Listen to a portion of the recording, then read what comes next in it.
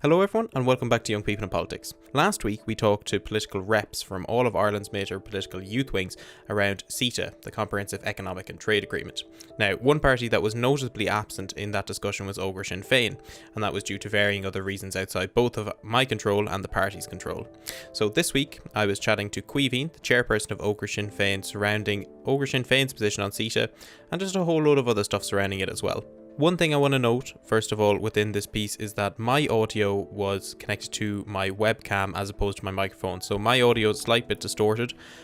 So my already unappealing voice to possibly a few of you is going to get even more annoying.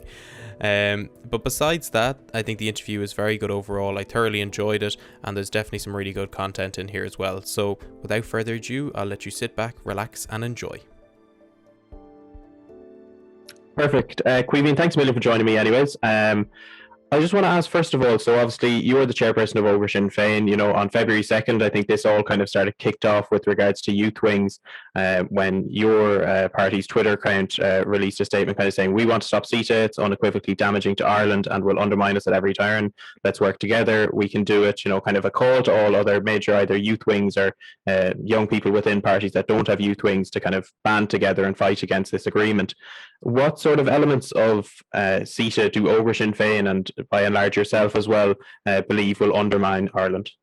Yeah, well, obviously we come from a left Republican background, as I'm sure many people well know. So it's important for us, obviously, to hammer home and stick up for workers' rights, for Irish sovereignty, for democracy here in Ireland as well. So listen, we think CETA is unequivocally damaging because it's not very transparent for a start. So this deal has been negotiated between sort of CEOs of multinational companies, particularly in Canada and Europe too, and with European officials. So in the first instance, there's not been much transparency to it. You know, the Irish government hasn't really had an input in it at all. So in the first instance you're already undermining Irish democracy because it's being presented to the Dáil as something that can't be changed, as something that is not going to be amended in any way. It just has to go through as is, or it's voted against. And we obviously would like to be like the Dáil to vote against on it, and we're campaigning to that effect. But in terms of, suppose, breaking down different parts of actually what's wrong with CETA, in our view, in the first instance, as I said, it undermines sovereignty here in Ireland. So it would undermine actually democratic decisions that the Dáil would take. So, of course, as a Sinn Féiner, I'm definitely going to see Sinn Féin in government at some point, and we're definitely going to make some pretty radical changes in terms of workers' rights, in terms of sort of rebalancing the economy back in the favour of the people and things like that. But I'll give you one example, say sort of for Toxic that we introduced a new workers' rights package that will give you more protections in your workplace. You know, with the investor court mechanism and the labour court mechanism, that would then mean that decision could be challenged by a multinational company because it might undermine their efforts in sort of developing profit here in Ireland. But it's not just Canadian companies as well. I should point that out. They actually find that a lot of US companies have Canadian subsidiaries. So it could mean that we're even further overrun by those foreign multinational companies. And we already know the damage that's caused to Ireland. I mean, you have Apple essentially paying little to no tax, and they're sort of running around as they please. I think they owe the Irish people something close to 14 billion euro at the minute. You know, things like that will only continue to go on with a deal like CETA. Of course, being someone on the left, I would like to see further nationalisation of our natural resources or public transport and things like that. But again, that investor court mechanism would bring an absolute halt to the renationalisation of some of the industries here. And actually what it would mean as well, apart from those specifically protected industries, it would actually mean that more industries would then be privatised. So you've seen, obviously, over the last number of years, you've seen a massive protest against the water charges. You know, immediately a company that would have a specific economic interest there could move to have our water privatised even further. And then you could be hit with massive charges. You already see some private companies in England charge crazy amounts. I think if you've been keeping tabs on the situation in Texas, some public utilities have went up like 1,000, 2,000% because they're so scarce. So obviously that would then cause serious economic impact to people on the ground and the everyday working person or family as well. But as I say, I think the most important part is the democratic element of it. And I think that's why we're asking essentially all these youth wings to come together. You know, we have a vested interest in stopping this deal. It may well be that the people in youth wings today are maybe the leaders of parties tomorrow, and so be it. But if we're seeing ourselves as, if we're wanting to paint a better future for this island, then that future that we might want to develop could be seriously undermined from somebody from the outside essentially saying no.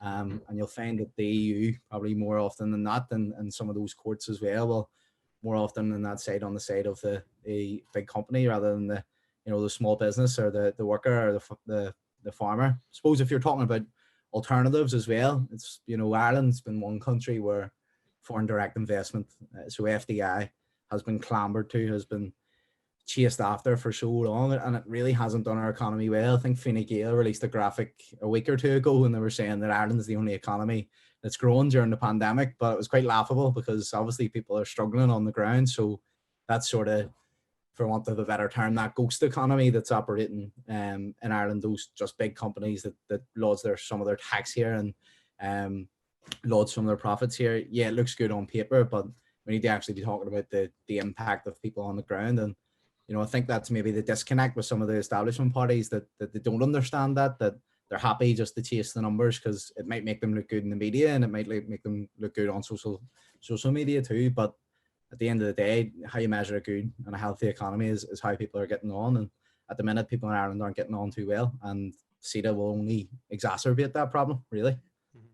I suppose I want to bring it back just a little bit to what you said at the beginning with regards to how you described the bill or the agreement as being not very transparent, especially with the Irish people. Is that because obviously the document itself, I think, is around 1,500 pages long? And as I stressed the other evening, as much as our lives have been affected, I haven't lost my social standing enough to go through 1,500 pages.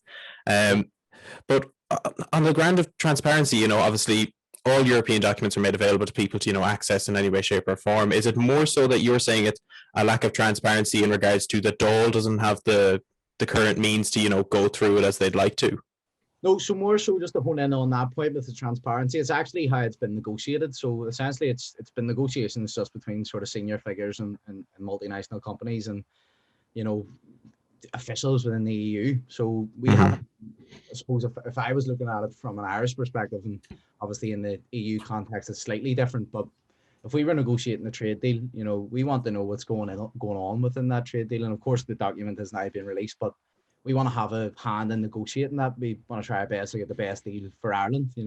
That's the Dáil's first point of call, is they look after the people that are based here, the people that are living here, and then look further afield internationally and see how best we can develop the world economy on a fair and a people-focused basis. But as I say, look, this hasn't had any input from many elected people. It's kind of like we'd be reminiscent of the Celtic Tiger days of backroom deals, and it's kind of just ushered through the Dáil. And you'll find that actually there was a bit of backlash at the start of the year when the government tried to bring it through the Dáil, sort of usher it through on a very quick debate just to get it voted through and get it finished. That's now knocked back simply because of pressure from the opposition and pressure from outside people as well. So the government doesn't particularly want this to be transparent. They don't particularly want us to know too much about it. They've tried their best to just kind of ram it through the Dáil. That's not going to happen because people have told them that it won't. So we're hoping then now that it has been brought, it will be brought to a Dáil debate. And I think Ógra Shinn Féin as well have called for more Oireachtas oversight on it, but we need to go a step further and absolutely call it out that it shouldn't happen, that the deal shouldn't go through. But essentially what we're saying is we need to exert democratic control over this deal. And at the minute there is no democratic control over it because it's being presented to our legislature as being unamendable. So, if we can't make any, if the government's presenting it to us and they're saying it is what it is as it is, then there's no room for amendments. There's no room for changes to be made to it. There's no room to maybe pick out those horrific parts of the deal. So that's why it needs to be stopped. Because there's not much transparency to it at all. Yeah, but like you say that it hasn't gone through a lot of Dáil scrutiny or whatnot, and that's a perfectly valid point to make. But at the end of the day, CETA isn't just an agreement between Canada and Ireland; it's an agreement between Canada and the entirety of the European Union. Obviously, 27 member states now of that union. And it has been, debated at heavy lengths in the European Parliament, which, Ireland is a member of and has its own elected MEPs. One of your MEPs, Matt Carthy, is also a member of that Parliament, So could you not see on those grounds that, a lot of people that are arguing, well, this has gone through a lot of scrutiny with our elected reps, over in Brussels and in Strasbourg, it's gone through all those different legislative effects, and it's now going to each member state to be ratified. And there is the case that, countries can vote it down, they can choose not to want it and whatnot. But at the end of the day, is that, it's, if you were to say that every country needs to be able to pick and choose what they want to take in and out of it, you'd be here for years and years to get through all 27 states. At the end of the day, is a trade agreement that maybe doesn't benefit, everyone in the EU, but, at least gets us trade with Canada more beneficial than if we were to have no trade agreement with Canada whatsoever? Well, I suppose that's an ideological position more than anything, Odhrán, and it's whether you see that sovereignty and that decision-making power to the EU Parliament, or you see that decision-making power back to the Dáil. And I think most people on this island would say that the most democratically accountable body is the Dáil, and the Seanad and the Oireachtas. So that's where the decisions should be made. In my opinion, I think decisions for people on this island are best made by people on this island. That will not come as a surprise because I'm a Republican and we'll scream about that until we're blue in the face. So it's a simple ideological position, and it's really to say that, listen, we elect these people to make decisions for us here. People in other European countries elect their own representatives. Of course, they go to the European Parliament, but ultimately that decision has to fall on the Irish legislator. I can't get that word right at all, can I today? But ultimately, we have to make that decision, and ultimately, the democratic accountability of that has to fall on the people here in Ireland, and that's, I suppose, a simple ideological position. Now, someone in Young Fine Gael or Ógra Shinn Féin might tell you different, and they might tell you that the decisions are best made in Brussels. But as I say, I suppose that's an ideological position, and firmly, I believe, Irish democracy is best served in Ireland.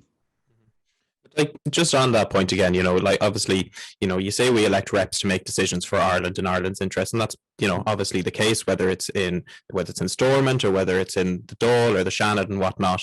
But, at the end of the day, we also, bringing it back, we also elect members to the European Parliament, and that's for those individuals to represent Ireland on that European scale. And, there is a large level of compromise that comes with being part of, a massive union of 27 nation states.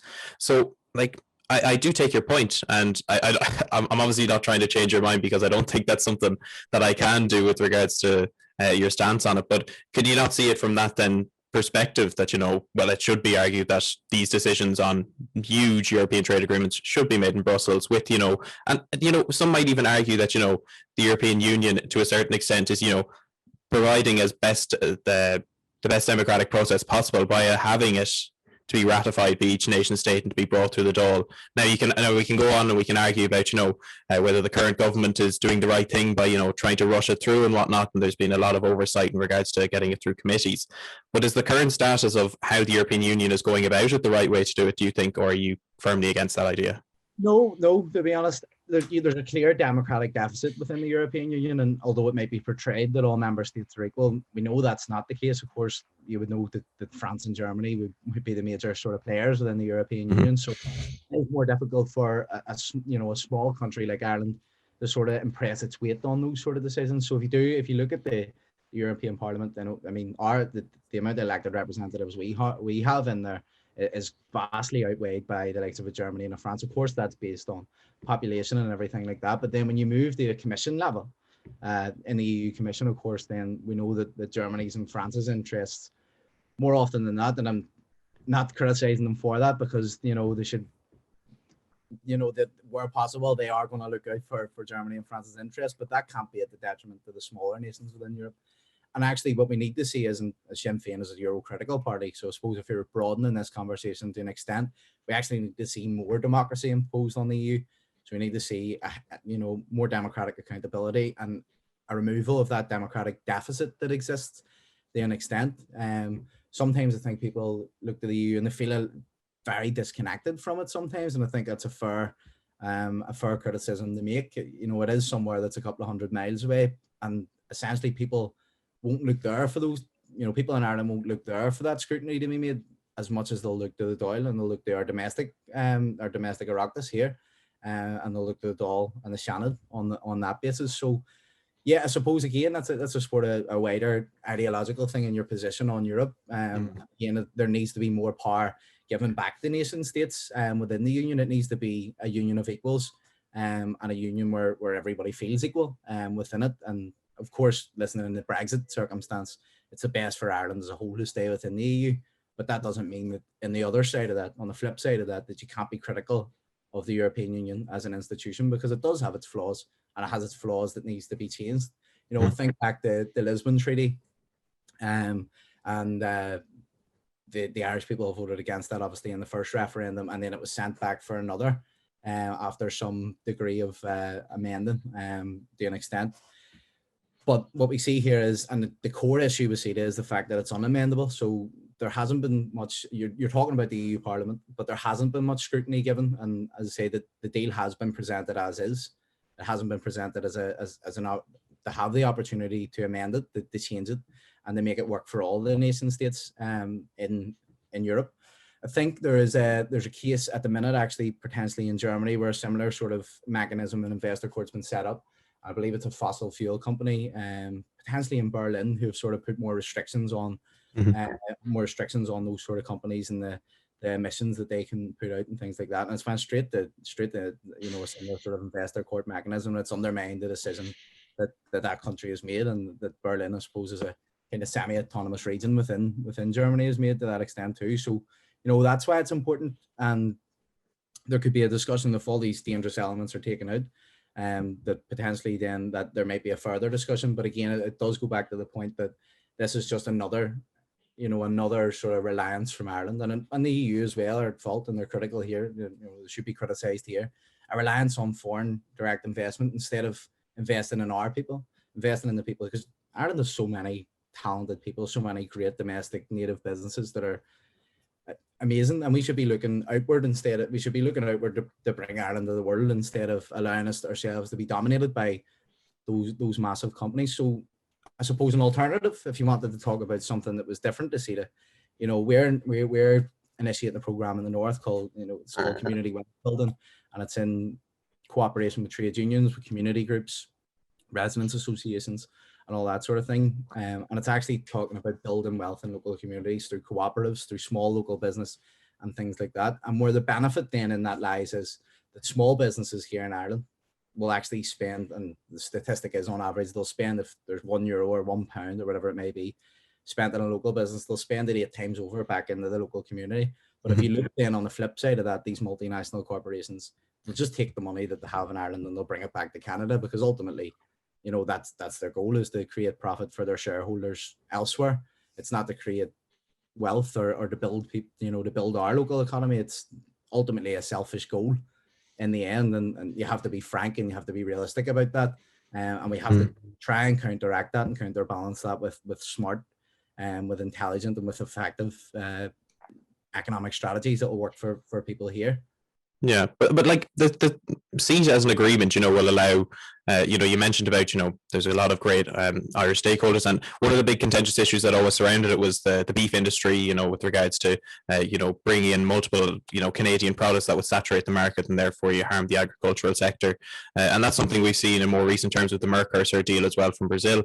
But one thing I want to touch on, you know, you know, a lot of the times whenever I, you know, whether it's yourself or any of the other parties that were against it, and this point was brought up and I thought it was quite interesting, you know, it's always talked about that CETA is Canadian companies coming into Europe and, you know, saturating the European market, but nobody is really talking about the opposite of that. You know, this opens up the market in Canada and through, as well as you mentioned earlier, subsidiaries into America for Irish companies to go through. I think at the moment Ireland does 1.35 billion worth of goods is exported from Canada to Ireland and vice versa and whatnot. And there's, you know, there's been a gradual decrease in tariffs and customs checks and whatnot with regards for Irish products. You know, is it the main more reasons now with regards to the full bill being implemented? You know, obviously CETA has been gradually being implemented since 2016.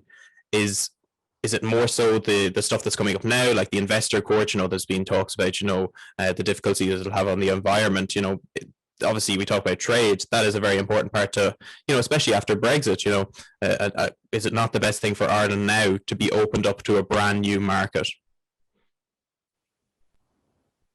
Well, in the first instance, what I would say to that is it's important to also look the balance of power that exists between companies here domestically in Ireland and then these massive, massive multinational corporations that exist in Canada and, as you've said, the US too. So essentially, it opens up our market, and it is, although you make the point that it can be two ways, it's going to be more benefit to those Canadian companies more so than it will be to those Irish companies. And you look at these, you look at the sort of American companies that you discussed that do have subsidiaries in Canada. You've got companies like Nokia, Coca-Cola, which already operate in Ireland, but actually under a Greek subsidiary. So there's a domestic plant in Lisburn in the north, and they service the whole island. But then flooding that with easier, more accessible, cheaper product that could come in from Canada would then counterbalance the benefits that you actually talk about. And make it actually more difficult for those domestic companies that are operating here to trade back, because if something can be made cheaper, and if you look at economies of scale, Canada is a much bigger market than Ireland is. We're a very small island of just over 6 million people, nearly 7. So the economy of scale answers that question for you essentially, wherein because they are bigger, they already have a bigger market. They've already got trade agreements, although quite loose, with the United States and Mexico and NAFTA. That's come up in Canada before, that their markets are already massive. They're already hugely big, and that'll actually undermine that domestic market that we have here in Ireland, and those domestic companies too, because the power balance isn't equal there. How can you expect a small, say, t-shirt cooperative from Inishowen to compete with a Nike or an Adidas in America or Canada? And we should actually be flipping that. We should be supporting that cooperative. And we should be supporting that small business in Ireland. And yeah, let's open it up. Let's try and help them as best we can, the export and everything like that. But listen, our concern should be first and foremost with small and medium enterprises. We shouldn't be bending the knee or tipping the hat, for want of a better term, the massive corporations, because it doesn't really do much for the Irish economy. So if Apple's based here and they're trading back and forth with Canada, it doesn't really do much because their profits go elsewhere. They don't stay in Ireland. So that's the fundamental key to this, is that those small and medium enterprises, those small businesses and the medium businesses, by the way, that have suffered horrifically as a result of COVID. So we're going to be in a very difficult financial situation when we come out of this. Mm-hmm. We need to give them a leg up. We need to give them a hand, a support to try and balance that power so that they can compete with those massive companies. Mm-hmm. I suppose we're going to, now coming on to the second last question, I kind of want to bring it back to the initial tweet that was sent out by Ógra Shinn Féin calling for unity on this issue. What has been sort of the response from other youth wings, and what has come since that tweet was put out 20 days ago? Yeah, so we had a good conversation and a very productive conversation with Labour Youth, and we're very keen to work with them bilaterally. Of course, there has been some discussion with the SOC Dems, although because they don't have a youth wing per se, or a formalized one, there's just more sort of intricate details there. But the SOC Dems, from what they've told us, are on board, and most of their young members are very happy to support the campaign. We've also got involved with a bigger sort of outside of their political parties, if you like, a bigger anti-CETA campaign, which we're taking a very active and participatory role in. We'll also look then to release a joint statement with any party that's willing to release that with us in opposition to CETA. The response from, you might have seen on Twitter too, from young Fine Gael was just juvenile, but I suppose that's to be expected from the cheerleaders of multinational corporations. And listen, if they want to cheerlead for Canadian companies, so be it. Let them have it, but they're on the losing side here. The critical mass of people in Ireland don't want to be dominated by big companies. But on a side note, I can see what's very exciting at age 18, 19, 20, 21, so on, the cheerlead for massive companies to come in and dominate your country. So yeah, it's been good. There's a wee bit of, I suppose, a bit of hesitation sometimes for people to work cross-party. We're not like that. We're completely flipped to that. We want to work with everybody and anyone that we can, and we'll work on single issues, because we know that sometimes that the opposition or parties in Ireland can be the worst for fighting with each other and everything like that. So it's important that we do work on these single issues where we have agreement. But we're particularly, and I would make a call here and now, we're particularly interested in Ógra Fianna Fáil's position. They have been a bit that they have come out and said that there should be a Oireachtas oversight on CETA, so that we accept that is a good thing and that move is to be welcomed.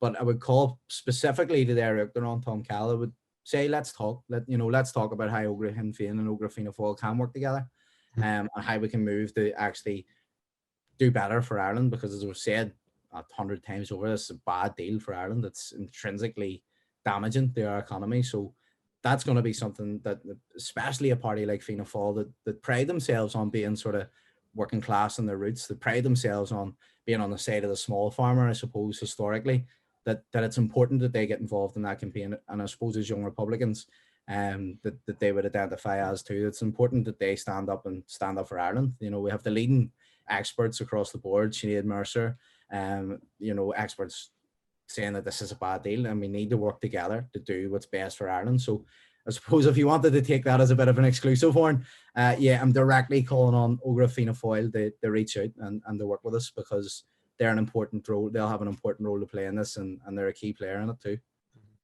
My final question then, obviously when it comes to agreements like this that, majority of the time aren't heavily scrutinized, there's a lot of, it's very much simplified by a lot of people when it comes to one side of the argument to the other. What would you say to people who would say that your party, with regards to not wanting to ratify the current agreement, are being anti-business and anti-European? No, absolutely not. And I mean, if you look at, in the first instance, to tackle the anti-European front, I mean, Sinn Féin are the leading light in terms of standing and campaigning against Brexit, and the dangers of sort of that ultra-right nationalism that is existing and propping its head up all across Europe. But we're not afraid to criticize the European Union. It shouldn't be a body, devoid from criticism. It's important, and it's actually very important to democracy that you be able to freely criticize those sort of institutions. But what you don't do is just do what you're told and take the line, and whether it's good for Ireland or not, we just have to do what Europe says, because if you don't do that, then you're anti-European. Mm-hmm. The idea that other parties might have about Europe, that it's just about business and it's about finance, is wrong. We're part of GUI NGL, and that's a broad spectrum of people on the left. But the tagline, I suppose, of that grouping within the European Parliament is another Europe and a more social Europe as possible. And it is, because being European, I suppose, is about solidarity. It's about not fortress Europe that we see at the minute. It's about being a leading light in the world, to look to other countries, to give a hand up, to be internationalist, to be outward looking. So that's European. But just taking what the European line is not, and to criticize someone as anti-European is, I suppose, just a cop-out, because you don't want to deal with the actual ramifications and the important details within this deal.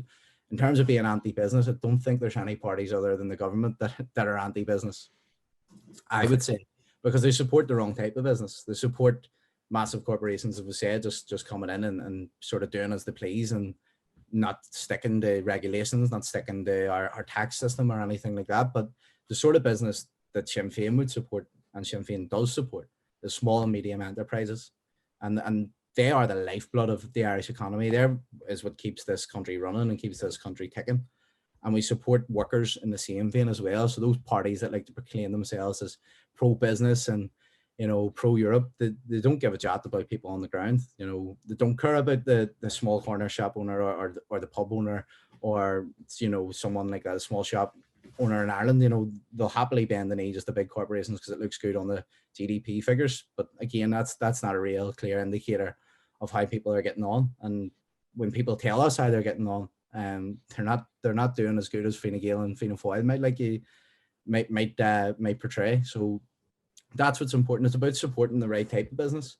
It's about supporting the right type of business that does right by people here in Ireland, the people living here, because that's the people that are going to be most affected by a deal like this. So no, I reject that completely. I think that's a silly notion, and it's something that the political right likes to do sometimes, and portray sort of people on the left as mad fantasists that don't have any grasp of economics. But if you point to the last 100 years of Irish history that has been dominated by Fine Gael and Fianna Fáil, they don't have a clue on economics. This country's up the left. They had the Celtic Tiger. I was born in 99. I grew up only in recession, which isn't great. I think you're 21 as well, Odhrán, so you're probably in the same vein. But like, we've only grown up in a damaged economy. It's difficult for me. I maybe can't see myself owning a house. I can't maybe see myself as a perpetual renter. So yeah, Fianna Fáil and Fine Gael can, portray themselves as pro-business, all they like, but the facts don't lie, I suppose, to be blunt on it. And the work that Sinn Féin has put in the north, particularly, I would point to a record there. in supporting small and medium enterprises across the board and cooperatives too, and actually handing ownership back to workers and back to communities. It is more important than portraying yourself as pro-business, but actually in the same vein you're not. All right. Perfect. Well, Caoimhín, thank you so much for sitting down with me today.